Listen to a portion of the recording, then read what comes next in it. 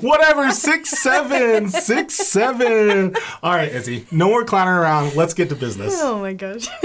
My name's Izzy Olsen. And I'm Zach Jordan. And this is another episode on the Living in Fort Collins channel. And today we're going to be bringing to you Fall Festivities in Northern Colorado. We're going to share all kinds of things that you can do by yourself, with family, or even a cool little date night. Something very unique to Northern Colorado is the elk bugling in Estes Park. Yes. What is that? What is it? So it is a great time of the year, which is going to happen September through end of October. And it's actually rut season when it is AKA known as mating season. But when you're taking the family or a little date up to Estes Park or whatnot, you're going to see a meadow with hundreds of elk. You're going to have the bulls that are bugling, fighting for dominance and territory with the cows and the meadow, and it's just kind of something really unique that we take for granted every day. Our family so cool. And friends come from out of state all the time, and they are just jaw-dropped by the amount of wildlife that we get to see and encounter on a day-to-day basis. Even in town, we will have herds of elk coming through, and you're just like, holy moly, this is right out my front door. I live in town, and look at this herd of elk. But yes, if you have not gone to see the bugling, I would highly encourage you to get up there, check it out.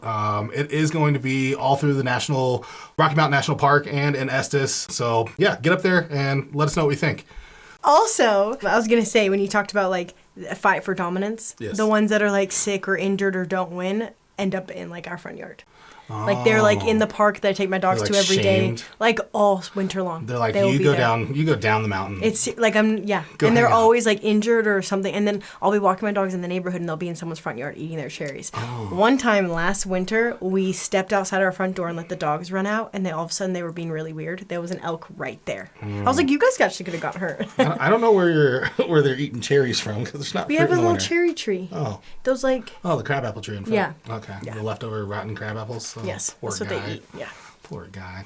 Well, while you're out and about and you're doing some mountain driving, and maybe even in the national park, Rocky Mountain National Park, there's going to be a ton of leaf peeping. Now let's explain what that is, because some people are like, what? What? Yeah, so leaf peeping is going to be driving around seeing all the beautiful colors in Colorado. I wonder who made that up. Leaf peeping? Yeah. I mean, you're looking at leaf peeping. Right. It's kind of cooler than saying, hey, I'm going to go leaf watching or something like that. I guess, yeah. Leaf peeping. With the aspens, those are going to be all different kinds of colors. Those are usually golden and whatnot. We have tons of maples in the area, so those are going to have like a nice burgundy color. Everything starts turning orange a little bit too, so you're going to have the reds, the oranges, the yellows, the golds. Pretty. It is beautiful. So if you don't want to drive that far to go leaf peeping, you can go up to even Horsetooth, look out over the city, see all the treetops and see the changing right there. Or if you're hiking Horsetooth, getting to the top of that and looking west, seeing the valleys over there, you're going to see all the colors and the changing. But Up the Pooter is going to be a great place.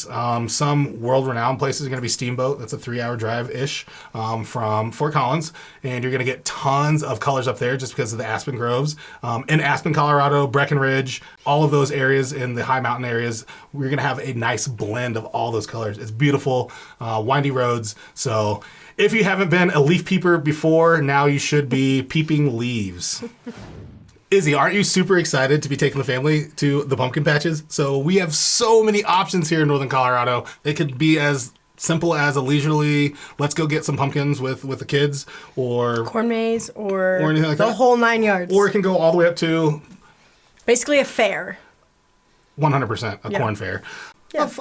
A fall festival, corn maze, haunted corn maze, the cool things. Highlight a few pumpkin patches for us that you know about in Northern Colorado. So first one is Osborne Farm. Osborne Farm is local to Loveland. I actually got my Christmas tree there last year, like the very end of the season, and we still got a really great tree. But for the fall season, they have hay rides, petting zoo, and all the proceeds go to 4-H and then other Loveland kids activities, which is pretty cool. And then they also sell pumpkins, gourds, mums, things like that. Yeah. And the nice thing is that there's no admission fee to get into this local farm. It's going to be come, have fun, enjoy the festivities, see people from the community, chat, catch up, and then you pay for whatever you take. So if you're taking a pumpkin, you're taking a hay hay bale for decoration, whatnot, corn stalks, stuff like that. That is when you are going to actually have to pay for something at this farm. So that's kind of one reason I really do like that one. And then Bartell's is similar kind of idea in just being super affordable.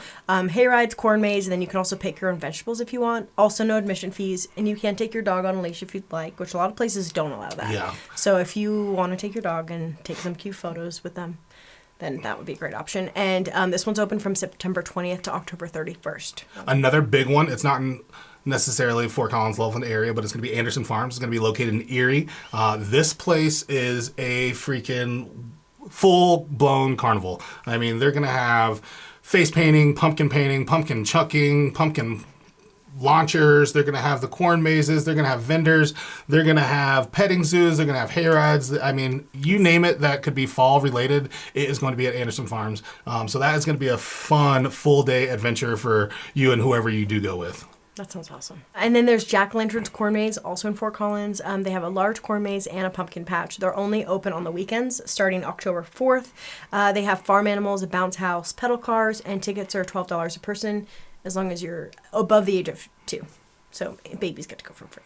And then the one I'm most excited about, because we're going to go this weekend. Fritzler Farm Park. Is it cooler than, like, it seems bigger than Anderson. I would say it's probably very comparable to Anderson. I would say Anderson has a little more family friendly oriented, like, events and things to do. I think that the Fritzler kind of caters to a younger crowd more. Their big attraction is going to be their haunted corn maze at night. It's probably one of the largest in Colorado. It's always featured on the news. It's like kind of a big deal. I mean, all the way from high school until now, I'm almost 40. We're still making our way out there. We're still enjoying our time in the haunted corn maze, screaming like little kids, running around, having fun. But yeah, it's going to be family friendly during the day, 100%, with all those kind of activities, corn hunts, mining through like corn to find little trinkets and whatnot. Petting zoo, face painting. Yep. Very similar to beer. Anderson. They have a beer garden, so I feel like it's like great for truly all ages. Yeah, absolutely. If you go at nighttime, you are going to be surrounded by high school, college, and young professionals having a blast. The weekends are super busy, super packed. Be ready for that. But it's big though. It's a huge place. It's huge. Yeah. So yeah, get online, check it out, and maybe we'll see you there. Yeah. And the fun pass is $27, and that basically covers every single thing. If you are super into doing the Orbeez shooting gallery and Pumpkin Canyon, you only get to do it one time each. That's $45, which just seems interesting to me. Well, the Orbeez gel beats are not cheap. Fun? Oh, okay. And you have to soak them in water for at least 8 hours. Oh, I know what you're talking about. Yeah. The pop, pop, pop, pop, pop, pop, pop, pop. It's better than like, it's safer than giving airsoft or paintball? Yeah, drunk college kids paintball guns. That's funny. Shooting around in a field. And that is located in LaSalle, Colorado, about 30 minutes away. Yeah, so LaSalle is going to be located just on the east side of Greeley, so not too far of a drive. Pretty easy. Hop on 34, get over to 85, and you're there. So now in 2025, the traditional going from door to door to trick or treat is kind of, it's unsafe. Well, it's unsafe. It's an old thing. It's old school. Who wants to go around to random people's doors and your neighbors and stuff like that? It's a little weird. So alternatives that they have now is going to be like trick or treat streets or trick or trunk events. So here we're just going to list off a few events that we have. Obviously, if you want to take yourself, your family, your kids, whatever, to these events, go ahead and look them up. Get dates, times, and whatnot, because those are not going to just be every day during the season. They're going to be specific dates and times. So there's going to be a few. In Fort Collins, it's going to be the best trunk or trick event is going to be... The best trunk or treat event of Northern Trunk Colorado. or treat. Say that once. 3 times fast, no way. But the best one in Fort Collins is going to be at the movie theater. They're going to have... When I say movie theater, the drive-in movie theater located off of Overland, they're going to be having all these trunks open, decorated. People are going to be in costumes. So safe outdoor place for you to take your kids, go trick-or-treating, know you're getting safe candy, all that. I remember as a kid coming home super excited with all the candy. You dump it out on the floor and you can't eat anything until your parents are going through it, picking out the things that they want that may be tainted, to make sure that we all have safe candy and whatnot. But another one is going to be Transylvania. That's going to be here in Fort Collins. Trunk or Treat at Rigdon Farm Senior Living is going to be another one. We have Halloween weekends in Fort Collins at the KOA. They're going to have those as well. In Loveland, we're going to have...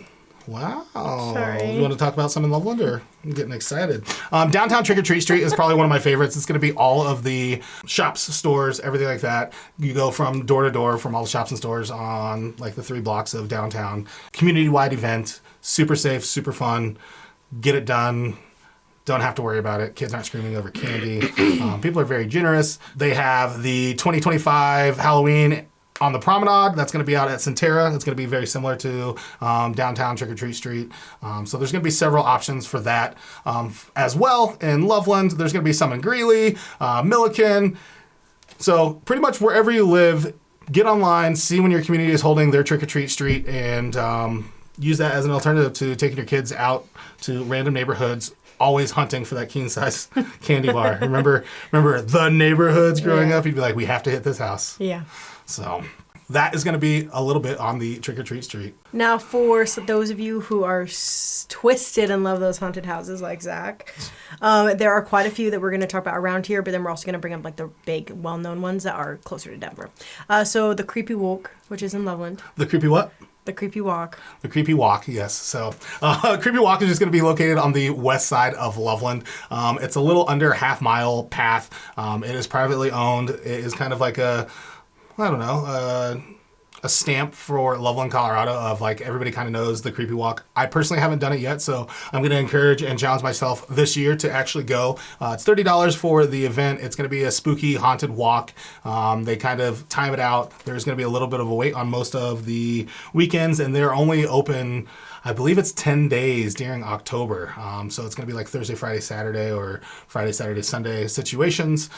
So check that out. That's going to be one. And it is not for kids. Not for kids. They do encourage you to leave your children at home that are under 11. They do not provide babysitting. I did, that was in bold on their website. So don't bring the kids if you are intending to have fun.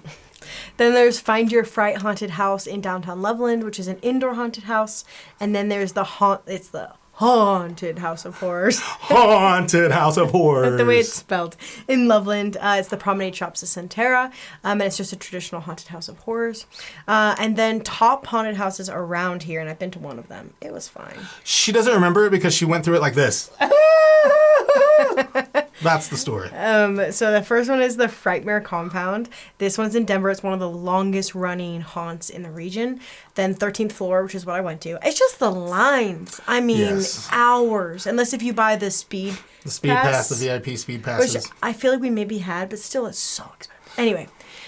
I think it's about the time that, hey, the car ride down, the talking, the getting yourself hyped, waiting in line That's true, to get yourself fun. a little spooked, and then That's true. You feel like you get your value walking through experience. 15 minutes of your haunted house for the $45 that you paid. Right. 13th Floor is super popular, and it's one of the top haunts in the Colorado and the United States, which is crazy. You know which one? When I went to that one, I saw a sign for like the asylum one, where it's like a mental hospital. That would be cool. I would want to. You feel right at home, wouldn't you? And then there's Haunted Field of Screams. You're annoying. In Thornton, it's a large scream park style, which I don't even know what a scream park is. Scream park. It's just going to be like they take an amusement park or anything like that, and you can turn it into a scream park. So like when you're walking around, someone's going to be and scare you like get a little scream. Oh, you like that, huh? No. 6'7". Stop.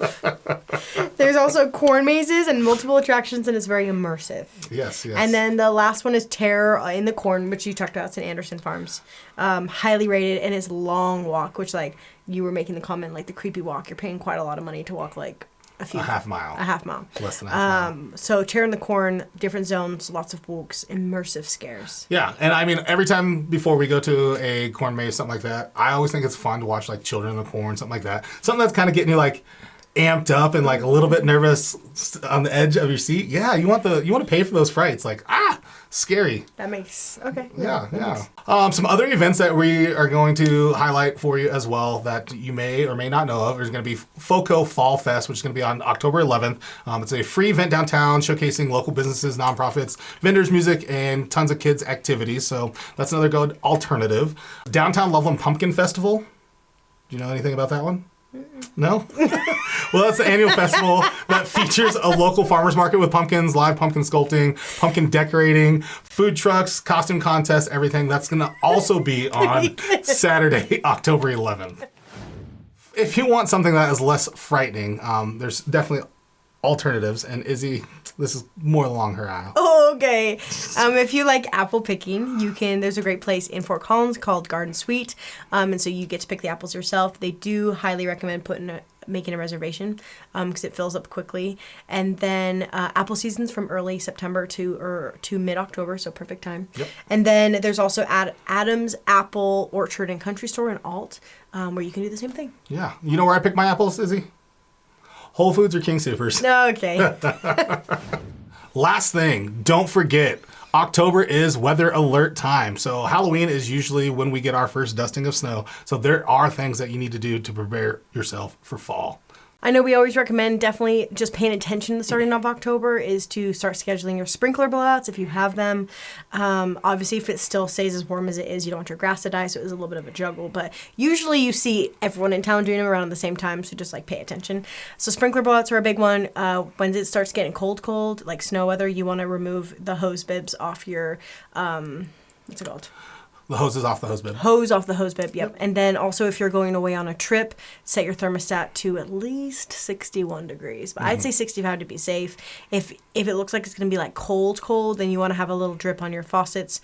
Open your cabinets where the sinks are at just in case, just to keep everything warm and from pipes from bursting. It is a great time to schedule like a furnace check. This is when I schedule it for our like rental in our home. You should do it since you're a big baller and have all your rentals now. No, they're all brand new. So Oh, you're right. Okay.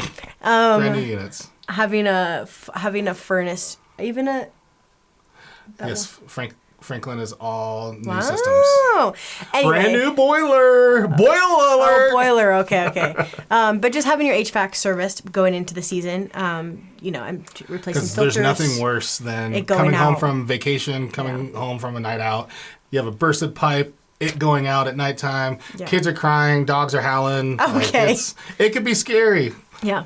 So anyway, that's just some tips, especially if this is your first coming up on winter in Northern Colorado. Thank you guys for joining us today. My name's Izzy Olson. And I'm Zach Jordan. And if you are thinking about relocating to Northern Colorado, or you already live here and just want to work with a really great team, That's us. that's us. So if you have any questions about real estate, please don't hesitate to reach out to either one of us. And who knows, maybe we'll see you around town grabbing a cider or at one of these pumpkin festivals. Don't hesitate to say hi either. Until next time, peace.